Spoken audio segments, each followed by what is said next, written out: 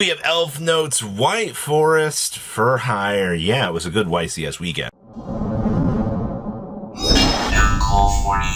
You guys smash the living crap out of that subscribe button so you guys don't miss out more. I was going to talk about Elfnotes, man. We have been wanting to see a cool variant of this actually coming out of the woodwork and actually trying to showcase some of the meta potential that you could have with this.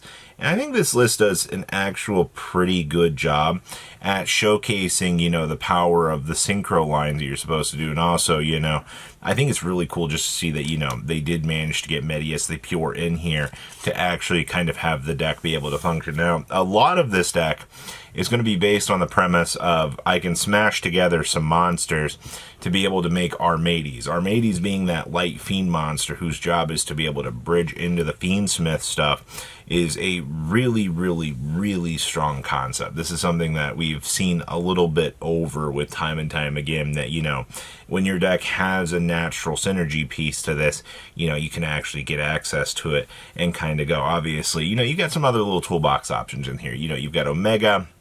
You got access to, the Dawn Dragster, all of these little bits and pieces to kind of do the job. And also, the rest of what your deck wants to do is just going to be a lot of good control pieces. And also, this is one of those cases of, don't underestimate what getting a Desiree on an end board piece can actually do, especially in the modern times.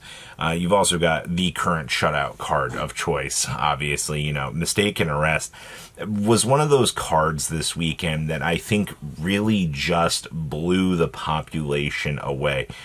Being able to shut off for basically 2 whole turns searchability is kind of an insane concept when you get down to the nitty-gritty of it. So we're left in this interesting meta now where, all sorts of different decks can compete, but man, to see, a deck like this, I was waiting for this.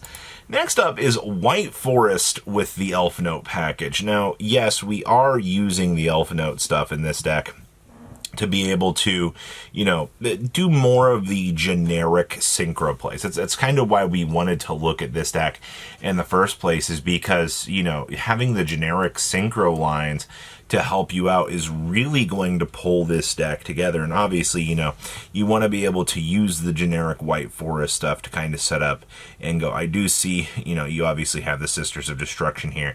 Typically, when both of them get involved, you're usually making a pretty disgusting end board. It's usually been the case for quite a little while that, these two do a lot. Also, this deck has the room to support the Forbidden Crown. Crown was one of those cards this weekend that I feel was not necessarily up to par with the rest of the meta, but I do feel like in a deck like this, where you have all of these giant boss monsters, if you have to crown to protect one of them, or inversely, crown one of the opponent's monsters so you can actually attack through their monsters to be able to get that pressure set up, then that's what you want. That's kind of the whole objective of Crown. It focuses on both sides of the equation so that you can actually play the game. I do see we are also side decking Prohibition. I do kind of like this. You don't really have to rely on Salesban anymore to get the job done because, the most terrorizing card you had just got axed by a lot out of the meta. So now we can side deck something like Prohibition to start to go after some of the other threats within the space, which is actually not a bad concept, actually. I appreciate the fact that, this deck still has to use these denying tactics in order to kind of, progress its game state. Next up, we have the For Hire deck. This is so exciting, man. First of all, Mr. Rex Ride For Hire here. He's going to act as another level 5 for you to be able to work with, but also he himself can reveal his card special summon a For Hire from the hand as well.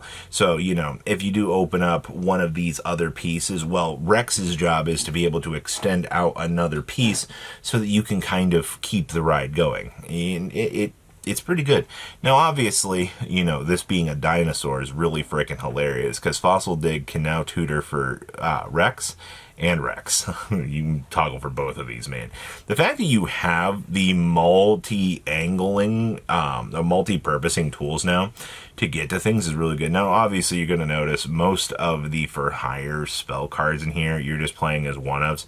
You do not want to bulk this deck down. All right, you want this deck to be as smooth as possible because the other package that you are going to be relying on to get the job done is 100% going to be the Canine package. The Canine stuff is going to have to be the hard carry for this deck. If you think otherwise, you're going to be very surprised when you start to play this. We're also not side decking Wiz or any of the other, I would say, niche versions of the for hire stuff. While those cards are incredibly good and they can help you out in a pinch, I think you don't really want to go too crazy on that. I do like the fact that we are playing the trap card in here. This thing is very, very broken, man. If bad things actually happen and you are able to establish this, oh my Lanta, you're going to go crazy. We're also playing 2 copies of Chaotic Elements along with Case of Canine. So basically, you're playing the triple Case of Canine that you were originally wanting to be playing. So that's kind of interesting. Next up, we did have a water list out of the weekend. You guys remember the loss of the water barrier statue, and, suddenly nobody's going to want to pick this up. Well, actually, it's been pretty much the inverse effect here. We got people out here that are now wanting to play this because First Penguin has landed. Now, one other cool tech choice that I see this list is doing is they're actually main decking the anti-magic arrows. This is one of those cases of we have to have shutout cards.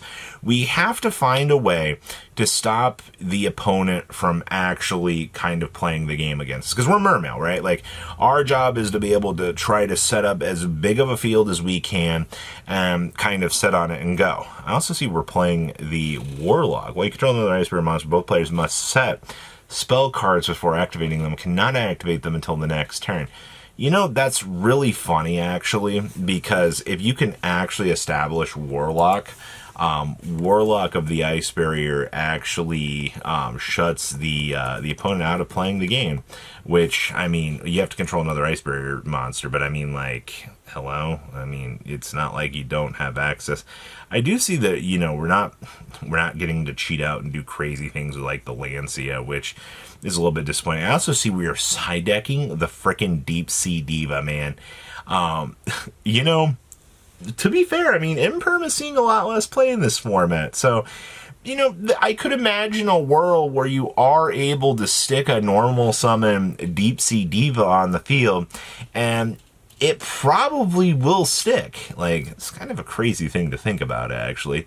If you can actually get that established, you're probably going to win the game. So, kudos to actually seeing water do its job. Also, yes, that is spiritualism. All right, we don't talk enough about this card, but nice little tech choice. And then we have some pure Mitsurugi. First of all, y'all crazy for still playing pure Mitsurugi out here? Ame no Habagiri is limited to 1. And I figured that, this would kind of detour people from wanting to play this. But no, actually. Instead, we're kind of supplementing the deck with some additional packages.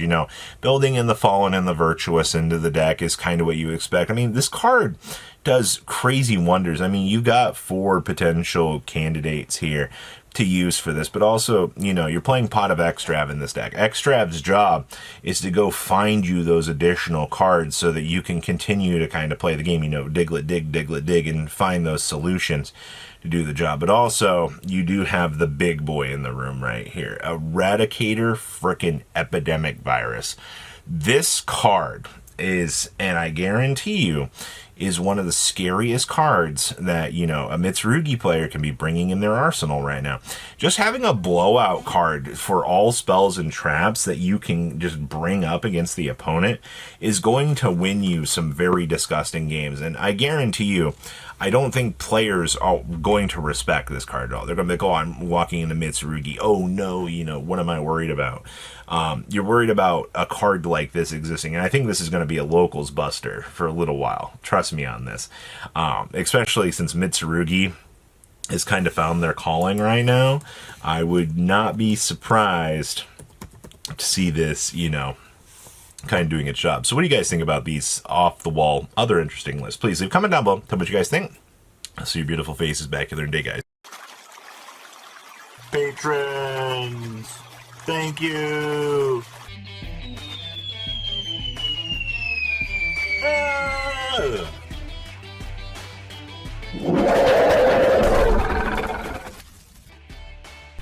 Thank you so much for watching. Check out these other videos.